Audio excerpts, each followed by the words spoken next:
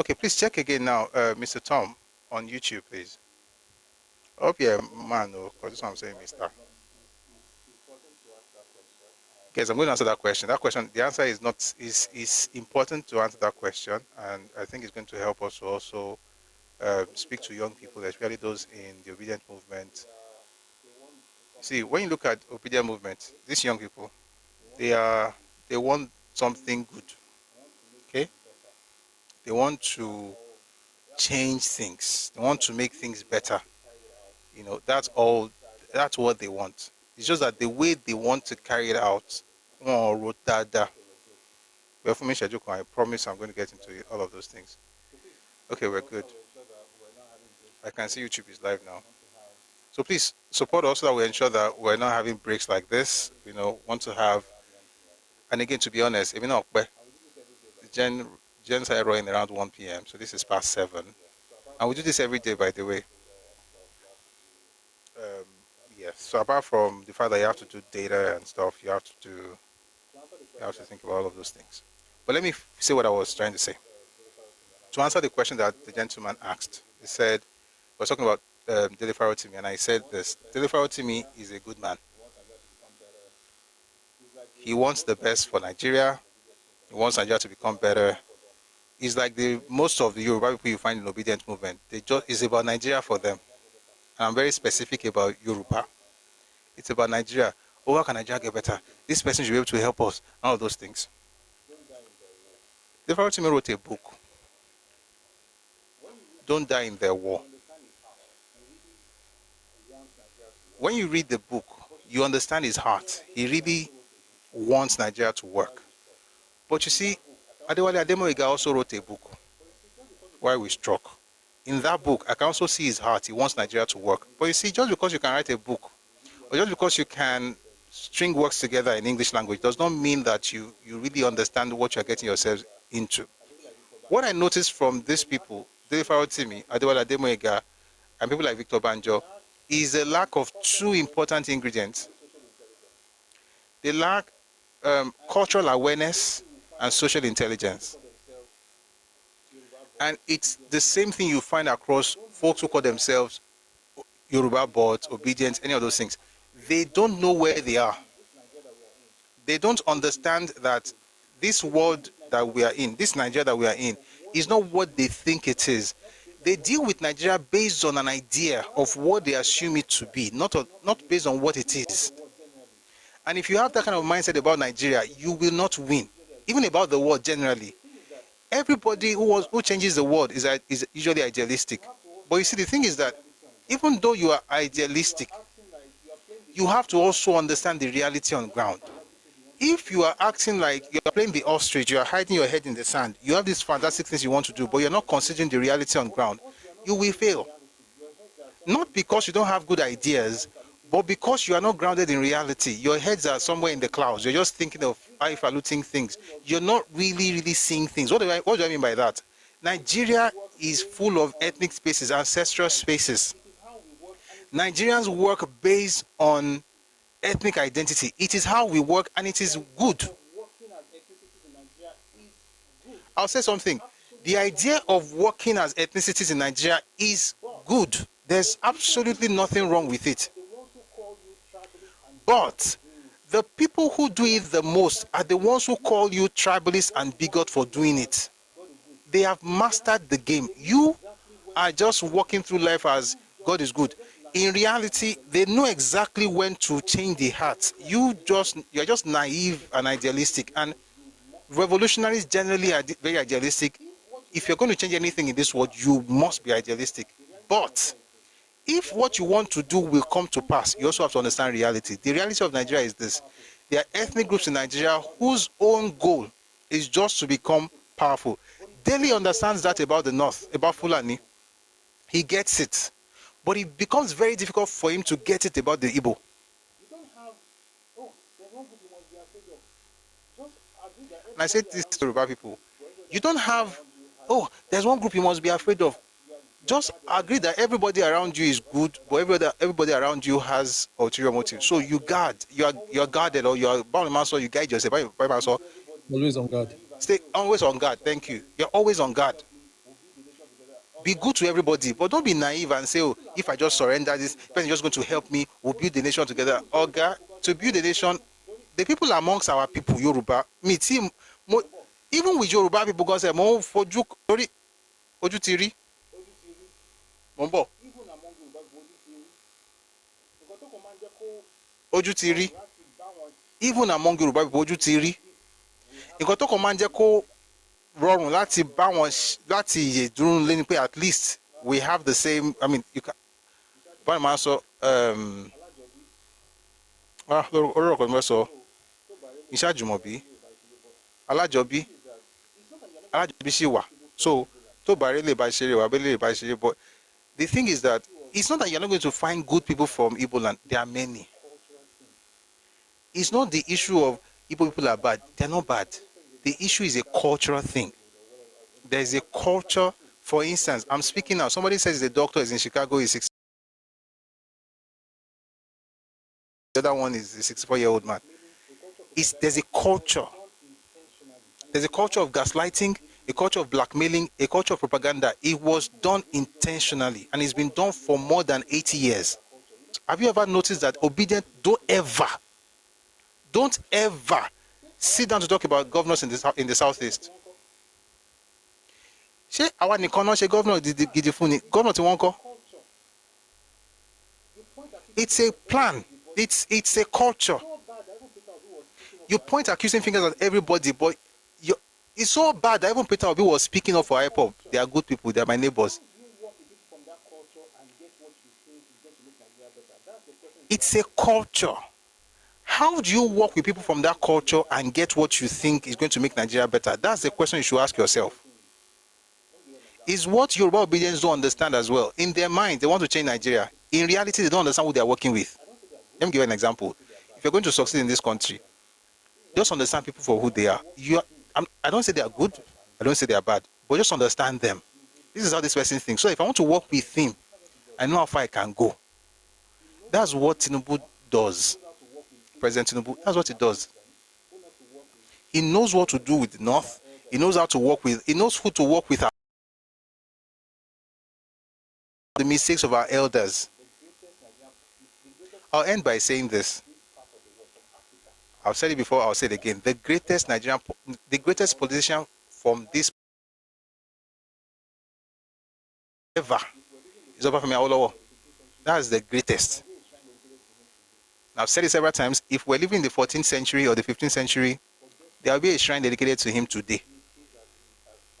He's the greatest. But guess what? He made mistakes as far as the North was concerned. Enrico, my saying, there's no way it's going to make sense to you. Do you understand that? Does that make sense to you? Have sense. These things make sense to them. You are retarded. And for you, it's congenital. Right? It's something from generation to generation. So that's your problem. Let me talk to those who have sense. Awo is the greatest. But guess what? Awo made certain mistakes when it came to how he worked with the North. People say Awo did not work with the North. Awo worked with the North. Papa had a plan. Papa actually worked with the North, but he did not work with the Northern establishment. Papa worked with Aminu Kano. Papa worked with Joseph Tucker. But Papa did not work with the main guys, the guys in NPC. He didn't work with the emirs. He didn't work with the religious establishment of the North. If you don't work with them, you don't win. And the reason he did not do that was because he said they were feudalistic and they were not really about their people. It was about power. And he was right. But guess what? Someone like Tinubu will look at that and say, okay, what do we do? How do we adjust it? This is their culture. This is how to work with them. Not this is what should be done. This is how to work with them. And then when you now work with them and you get that power, say, hey, come and give us tax reform bill. How will you give us tax reform bill if you don't become president? You have to understand the culture of those people to work with. For instance, he understood the culture of the East. He did not bother. He just did the basic thing. He went there, he spoke to them. He knew he would lose. Did you not know that Tinubu would lose in the East? Now imagine he was going there pandering. He goes there, he spends all the time he was spending traveling, he spent more time in the East. Imagine he spent more. Let me tell you something. If President Tinubu had spent more time in the East than he did, he would still lose. Papa went to the East. One saw Oko. Lu Papa ni kí n ṣe ẹ̀kan kì í ṣe méjì. Aulawa will go to the East to go and campaign. They will stone him. He still picked Igbo as vice presidential candidate in 1979. Philip Umiadi. You look at what's happening in the East, you already know the culture. They are not bad people. It's not about good or bad. It's about what it is. It is what it is. This is what it is. You work with it. And then, we did not, for instance, this is how they are. You work with it. But then, you know what you want to do? Change. Let me give an example. I was watching and a Yoruba obedient switch. When they switch, they go to the extreme. Do you know why? Because they feel betrayed. They never really. They go to the extreme and they fire people. Igbo, curse everybody. Because by the time they discovered, they felt used. So now what they do for me be this. So this is why I tell people right now, learn the culture. If you have now studied it and you think you want to work with them, you know the road to your house. Trade, and you now convert, and you now begin to curse everybody. When they start doing their own, conservative, want it daru say conservative more. Which is why I don't. If you notice, I put videos on YouTube. On Twitter. I don't talk there because what they consider to be conservative.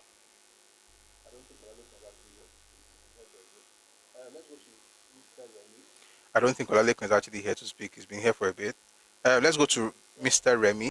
You see, I keep telling you, this thing is congenital. They suck it with their mother's milk, like it's in them. They cannot take it out. So you try to circumvent and go around. You don't know. They see it as a sign of weakness. So please, but you are doing a very wonderful job. And for you to cool down tonight, please post the account number again up there, so we can for the weekend, so you to calm down, because I feel like they really, really agitated you today. I'm really very sorry for you. Anyway, so I'm really sorry for me. Yeah, I'm not going to Professor Busi, you want to explode Dubai, you want to be Baba Inule Nio. Anyway.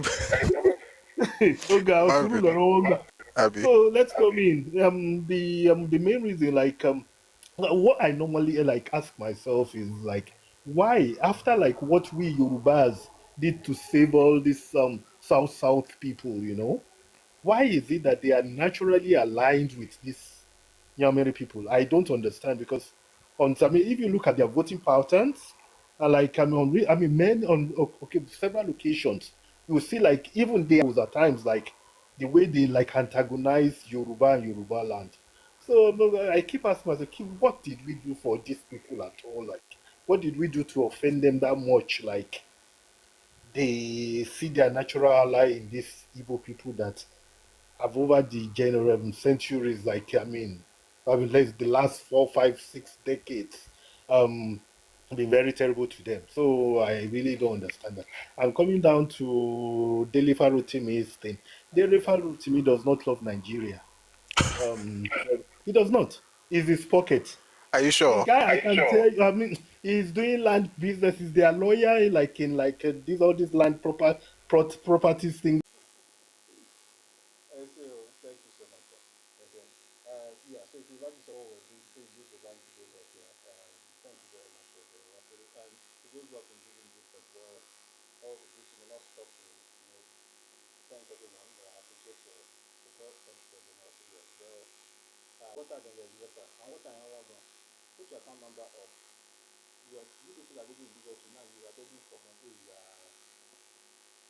That's the problem with people like this. You understand the difference between appreciation and begging.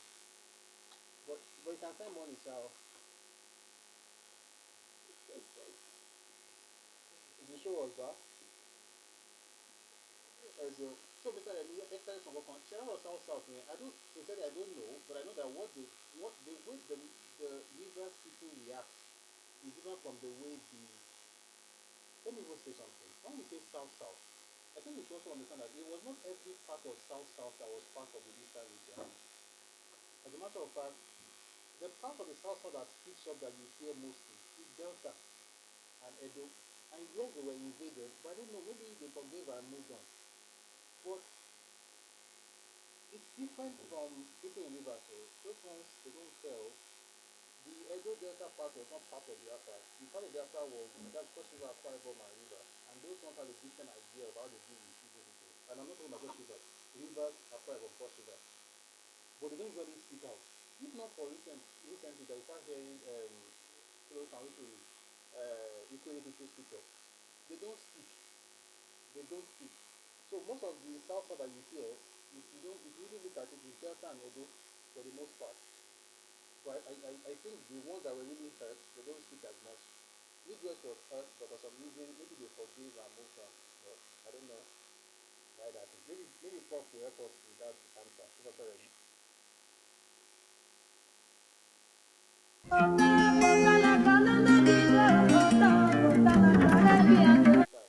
let's have Professor Remy, please go on. And then we'll bring up some people. So anything so Emma, I'll take it down so I can bring some people up. Thank you so much.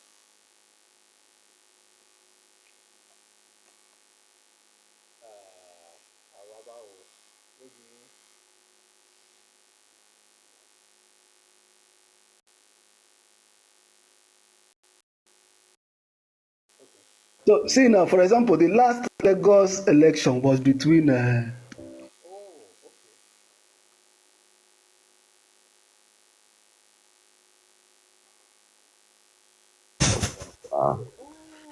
Our sister that is trying to use Oyinbo to confuse us. Oh, I know. I saw your exchange. Mo read Twitter. More exchange. But message they sent to me, I've not seen it because I'm using that device to stream. So when I'm done, I'll check it. Yeah. But I've not read it. I'll check it. We did not go to too much school, but we have native intelligence. So we did not go to too much school. Let me hold on, Prof. Let me just say this. For those of us listening, this man is actually what is just a self-deprecation, but if you think I'm a prof, he's a prof. Like he's I'm beyond category.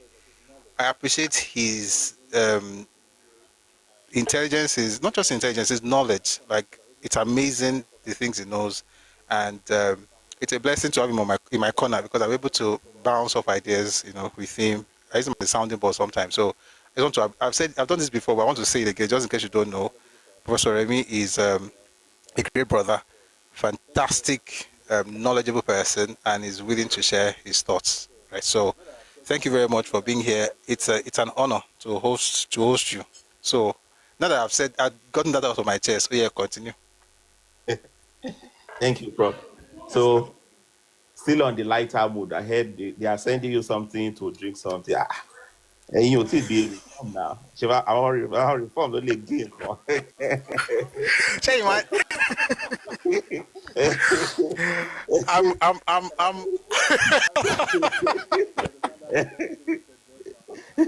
I can assure you, people. I think it's only me and you that understand that reform thing you said just now. Me ò reformed me ṣe bẹ́ẹ̀ náà, but àwọn mẹ́ta mú wọn, àwọn mi yẹn wọn.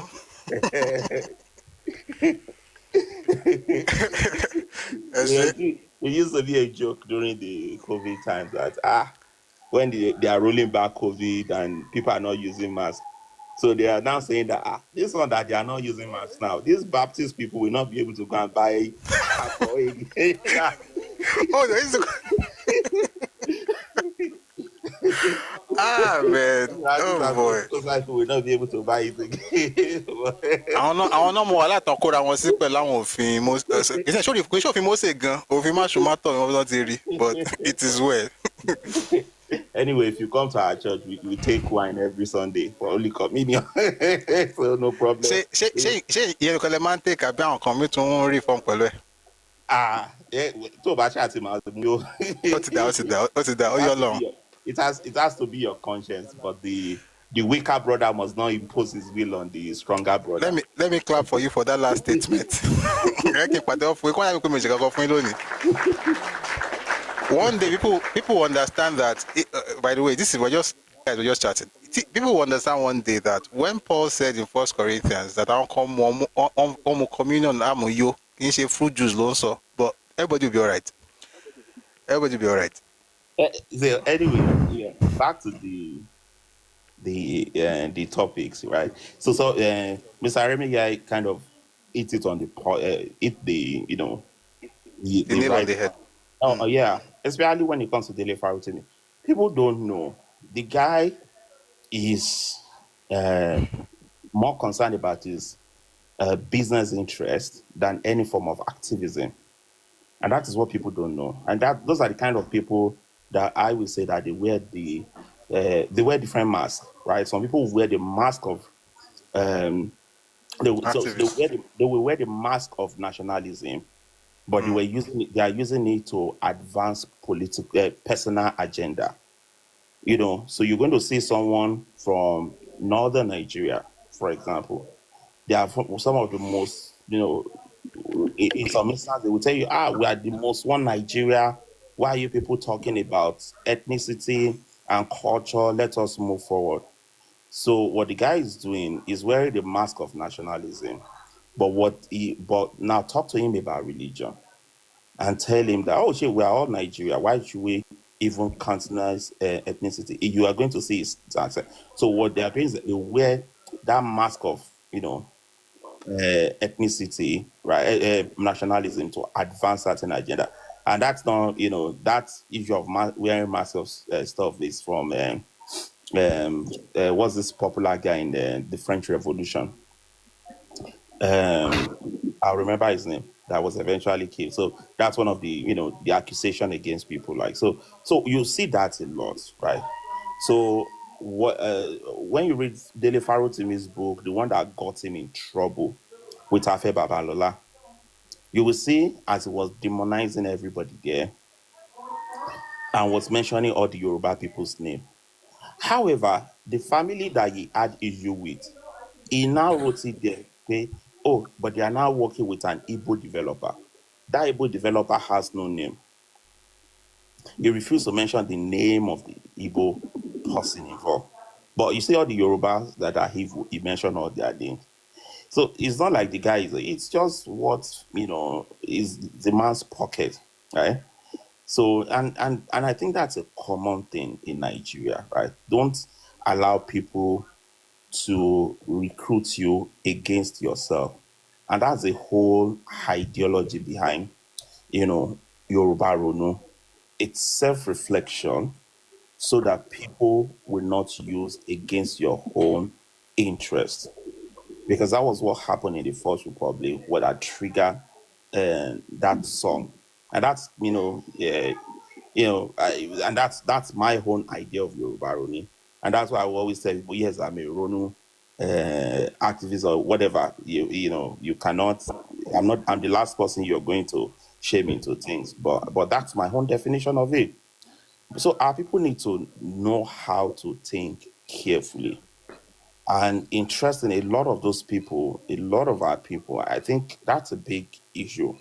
We tend to stay at a superficial level, and we easily get impressed. We need to go beyond those things. We need to be able to challenge existing norms. We need to also be ready to go beyond grains, right? The grain.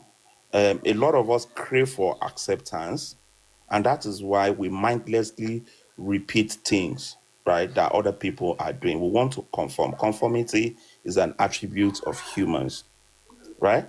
It's only few people that try, to be an outlier, right?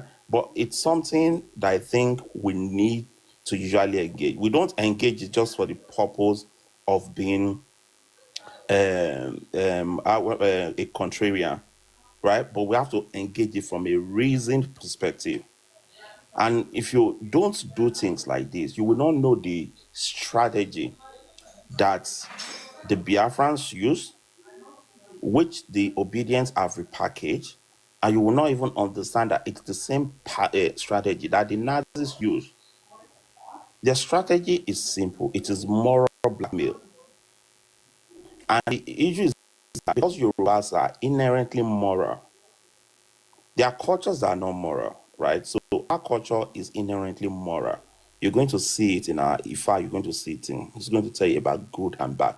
Our ancestors, when they are doing their philosophers, they sat down and contemplated what is evil, what is good, what is creation.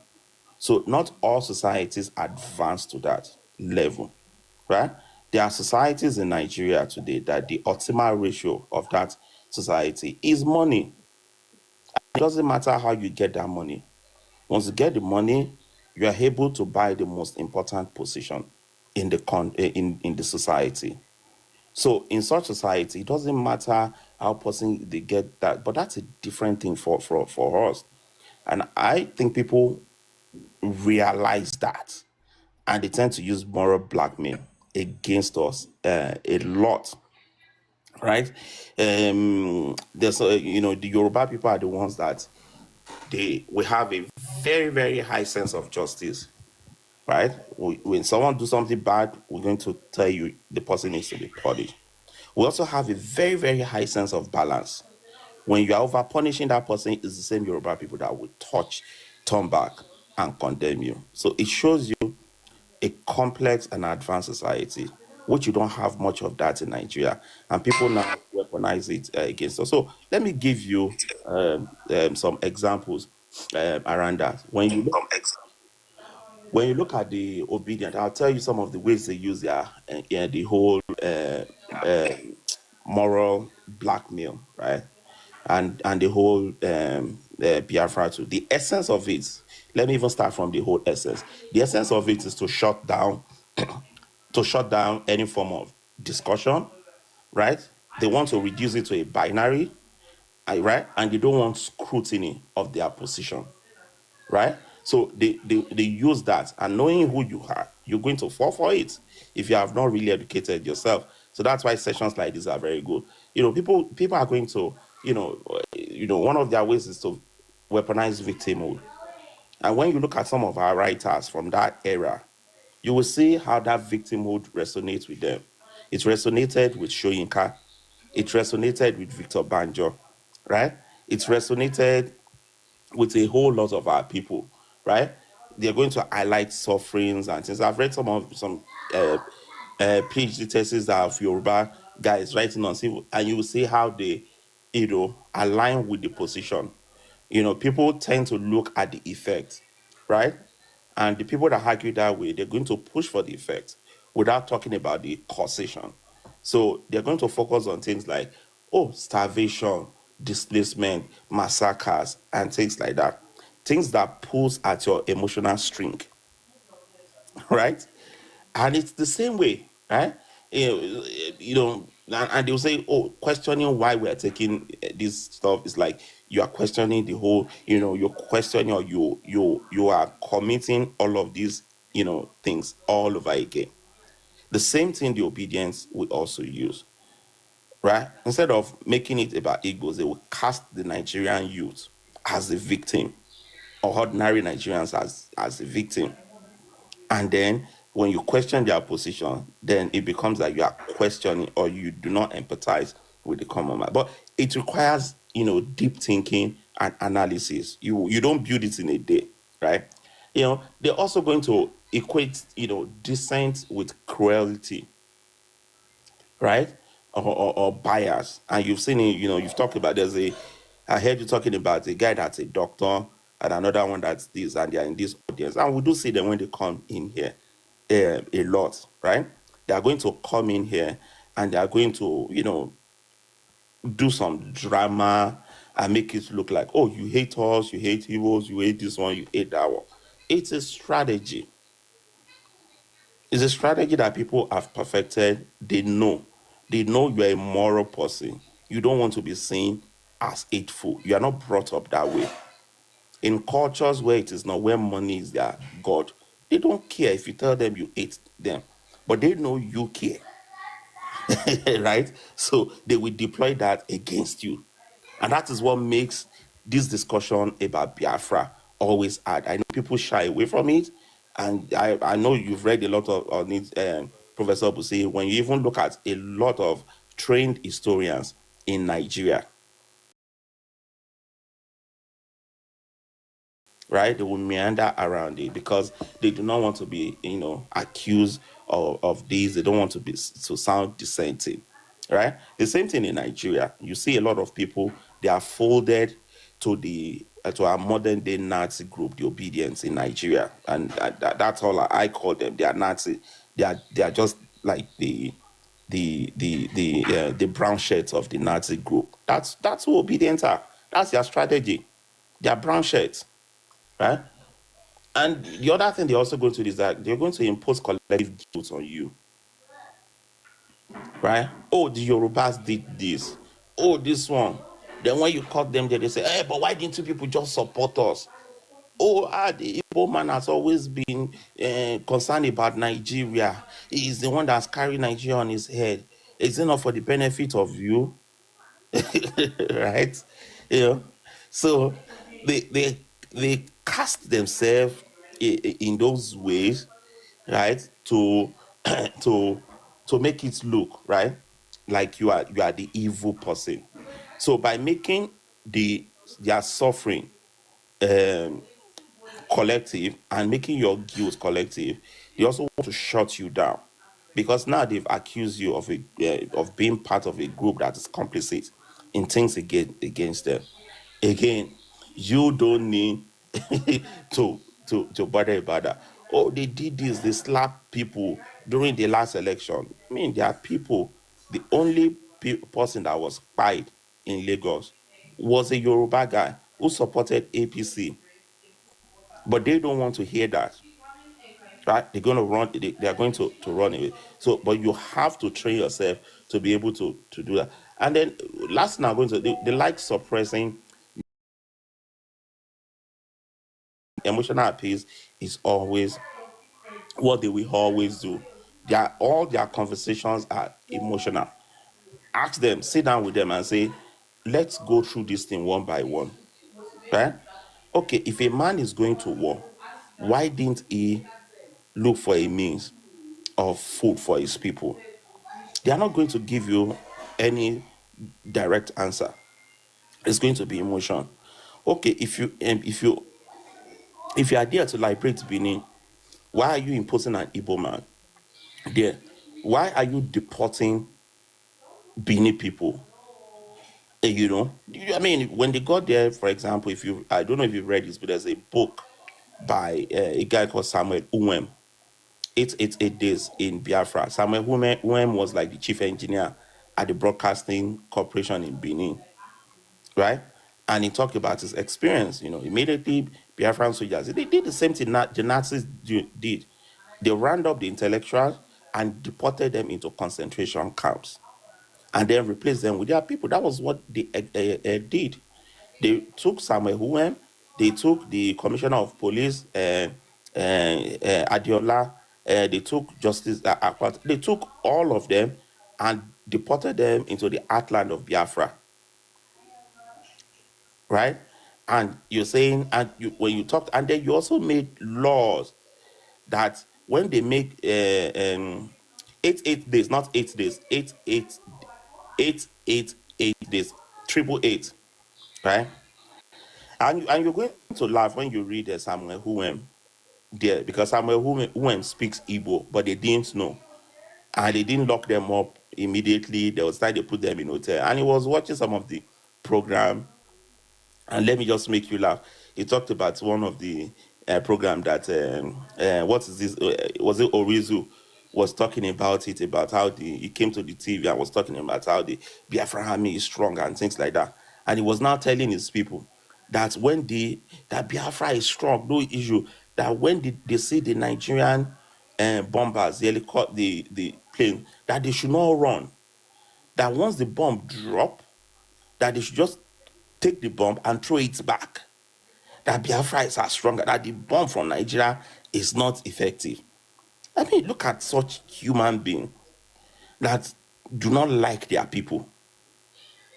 Very wicked people. So you did that. So to my point again, they did that in Benin, right? You deported the people, replaced with your own people, right? And then when you had them say, oh, the Igbo man just want to liberate everybody. We are not there. We are not. We don't have empires. We just want egalitarian. The Northerners are, and we are going to Lagos to liberate the Yorubas too. Like, what the heck? Did anyone ask you to liberate them? I don't know if you've seen a recent poster of people that are contesting, I think in Surulere side, where they put it there that the liberation team. So Yes, that's it. That's the name they used. Those are echoes of the past. People know what they are doing, right? They know what they are doing. So my whole point is that, if something is to come to these sessions and and learn, but there's another thing of taking notes and also look at how Professor Busi is arguing his point, right? Because those are things you deploy. You're going to meet a lot. Trust me, as I believe I've read on this, well educated on this, I still meet a lot of gaslighters on this topic. I still meet a lot of them and their favorite name for me is bigots. Right? For me, I've developed the thick skin. I will not insult you. I will not insult you, but I'm going to, bring out facts and points. I bring references, right? And that's it. So don't be intimidated by that. Name calling will happen as long as you make sure they stay on point, right? Understand that the people understand that you are a very, very moral person, and they are going to exploit it. So be on guard for that. And then lastly, a lot of people are wearing the mask of nationalism, one Nigeria, but they are using it to advance private agenda. The guys in the north are ultimately dreaming of an Huma, right? Where Islam will dominate, right? They don't let us beat around the bush. That is their one Nigeria, right? The guys in the east, their one Nigeria is where they will be able to expand to your land and extract your resources and possibly displace you, right? Tony, so they will tell you, we have one Nigeria. Why does it matter? As long as this country moves forward. If this country move forward, do you think the Oyinbos care about it? I've dealt with that in my tweet that I sent to you. But so I just want to, I want people to just get that and not fall for that and learn a approach to these things. Thank you so much. Yeah. Wow, that was fantastic. Thank you so much, Professor Remy. That was very good. The first thing, I think when she first put out a tweet, you responded like one tweet, and I read that. And then I noticed that people have said, before I came up on the live, I noticed that people were attacking her, and I think it was Barrister Ade, who quoted and referred to something that happened on Clubhouse. I don't know if you remember, because people should not be attacking. We use to explain argument. Yeah, but go on. Exactly. Especially because the person is one of ours. And I remember that particular incident where they were talking about homogeneity in Yoruba land. And I hope that, again, she's maybe one of those people also. So let me say something. First generation British Nigerians sometimes have a very different understanding of how some of these things work, because they were born in a place where their parents were, that's not their place. So naturally they have this almost the same mindset with somebody who is trying to take over your land in Nigeria. And they now try to extrapolate, not forgetting the fact that what they can do in England, Oh, sorry. What the people that own England have like checks and balances for their people? There's nobody that has that kind of checks and balances for us in here. Sorry, did I say checks? I mean not checks. I mean protections that they have for their own guys. Nobody has those kind of things for us in Nigeria. So we have to be very careful to be. But I'm going to read your response. I'm sure it's going to be very fantastic. If you want to follow him on. Let me quickly add it. So, and that's your point. When you are reading someone, which I think you do a good job about it, and then people tend to think if something is written down, it must be true, which is uncritical reading. A lot of our people fall into it. But when you are reading things, especially important text like that, you have to also look at, you're not committing genetic fallacy, but you also have to look at where that person is coming from. Yeah. Danny is a very brilliant guy, right? He's a professor. I think he was formerly the VC of Makerere University in Uganda. Mahmoud Mandani is the kind of person that you're going to call a structuralist when it comes to ethnicity, right? Or you can put him under the larger umbrella of modernist, right? When it comes to ethnicity. And Mahmoud Mamdani, I'll tell you why I'm saying you study the person, is it condemns the concept of the nation state. He sees it as an aberration, one, and two, he advocates for the dissociation of ethnicity from the land. Right? So essentially, there is no indigeneity or things like that in plain language. And he believes that by doing that, that solves the problem. Now, the question is, who is Mahmoud Mamdani? Mahmoud Mamdani is a Gujarat Indian. 3 or 4 generations in Africa. Not fully African, does not know Not fully Indian. India. Right? I've worked with people like that before. Someone is India, will tell you he's Kenya. He doesn't know anywhere, you know, but they understand what India may be to constantly tell you that no.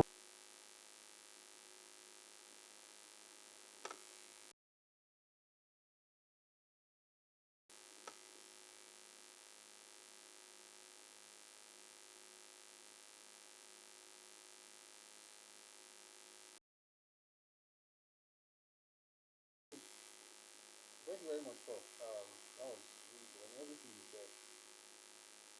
By the way, I saw that book. I saw that book somewhere, but I've never read it. I hope we have to pull out of it because it's really important to do that. I'm just not finding myself. But I'll read the topic and I'll reach out to you. Thank you very much for that submission. Fantastic stuff. We're going to go to the next speaker. So, going forward, we're going to be very fast paced. Fast paced. Alright, so we're going to be very, very. Two Yoruba, I believe, sons.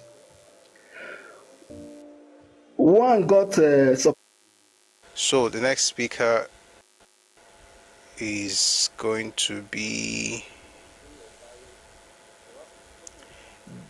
is it Bay or Baye? But we have to, it's just going to be 2 minutes, please. Like, we have to run. I got to go. So 2 minutes, Baye, and then Prince. Okay, Baye is not available. Prince, please go on. Establishing a movie, I go back, I see a lot of movie. Our history. They try to change it for us. Then I wake up, I say, so it's not like this. Mr. Busui, God will bless you and other people. Even the late Yoruba mother that spoke about many things we don't even understand. So, cut the long story short, I don't really have much to say because I've learned and I wake up from my, I don't know.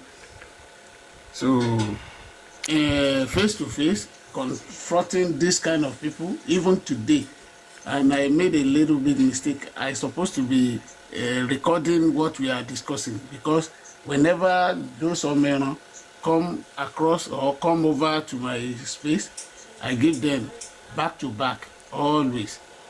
You understand? So I know in a diplomatic way, you are doing your own job. So just keep a very good job. Keep it up. God bless you. Thank you very much for that. I really do appreciate that. So, Omo, wait, you're going to be the last speaker. I know people are in the comment section trying to come up, but please, I really have to go. It's past 8. We've been here since 1, and we'll be again on Monday at 1 p.m. if you're time West African time. So please join us on Monday, and then we'll be able to have other people contribute. Thanks for understanding. All right, Dekomi, please go on. 2 minutes, please. Bye. Sorry. Bye, are you there? Sorry, I'm waiting. 1 second. Jojaki, okay. Bye, please hold on. Let him finish. Once it's done, you will speak, because we were waiting for you earlier. So just hold on. All right, Adekomi, 2 minutes, please. Oshe, thank you very much for Ishadakuntakun. All right. Yes, well done, sir. Well done. You see, I've learned a lot today, and the algorithm of their actions, of whatever their agenda, their expansion is, has been the same. These people are not people that you can they don't have new strategies. Let me just put it that way.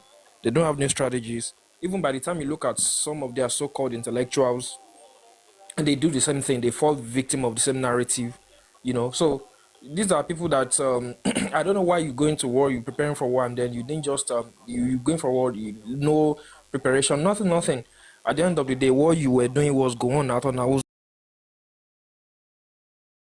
At the end of the day, see, they are losers, and they will continue to be losers. It's not perfect, but it's not deranged like some of these people. All right, let's have Bai, and then we'll close the live session for today. Hello, Bai. What's in call? Me, the drummer. Please don't bring people up. There are many people. Mr. Kwali to allocate already so much sorrow, but please, I have to really run. Seriously, it's past 8. So, Bai, please 2 minutes, and I'll go to Mr. Koti.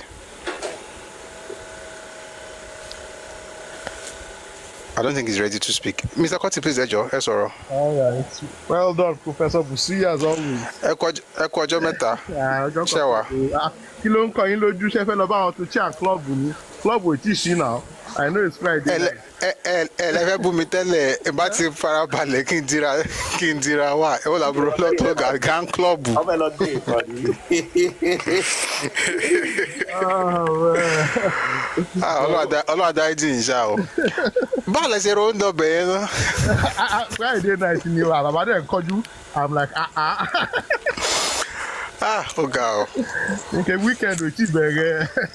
Ó ti bẹ̀rẹ̀ mi bí àwọn ọ̀gá mi wà tó sí. I know. I mean, I know it's been a long day, long week. Well done. Yeah, Thank you, sir. I couldn't resist coming up. Anytime I hear my leader, Professor Remy, come up, like, I can't resist, engaging him. Always a breath of intellectual fresh air. Professor Remy, I actually think it's worth you hosting a space on that exchange. And, I like that insight you brought about Professor, I can't remember his name. Mahmoud. Yeah, Rangani, exactly. And what many people don't understand when people make that argument, things like dissociating ethnicity from the land, right? Those who are for and against, especially in the Yoruba context. Because I like talking about the Yoruba context. Yellow comes is in that Yoruba context, it's not even a matter of for and against. Because in the Yoruba context, the land is not even tied to ethnicity per se. It looks like that on the surface, right? The land is tied to land-holding families who just happen to be part of certain ethnicities and have a structure of overlordship within that ethnicity. Such that in the end, when you make an argument of saying you want to divorce ethnicity from the land, in the Yoruba context, what you are literally saying is you want to take away land from families. So when you go to a town and they say, oh, this is Ekiti land, what it means is there are actual families who own parcels and pieces of land there that come together to form the Ekiti people.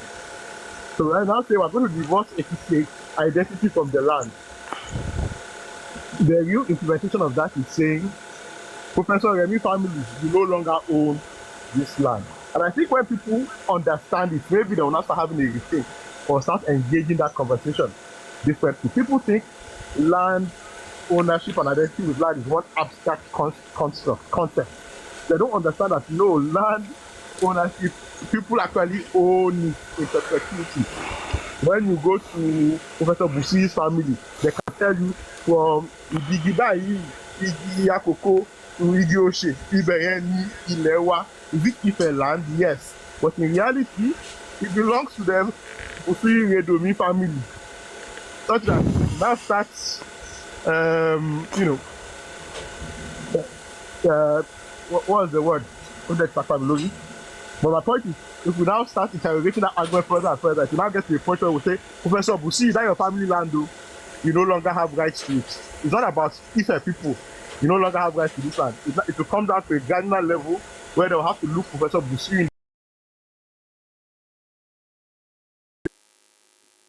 belong to you anymore. So that's just what I said to contribute to what Thank you. Professor Yemi was saying. So Professor Yemi, please open the space on that topic. Thank you. All right. Yeah, maybe I SU. will let you know. Yeah. All right. This week, I mean, we've had a nice ride session on TikTok. So thank you very much for engaging. Thank you for your generosity, and those who also use the bank details. Thank you very much. And if you didn't get it before, you can screenshot now, so you have the details and you can use it whenever you're ready. So thanks everybody for your support.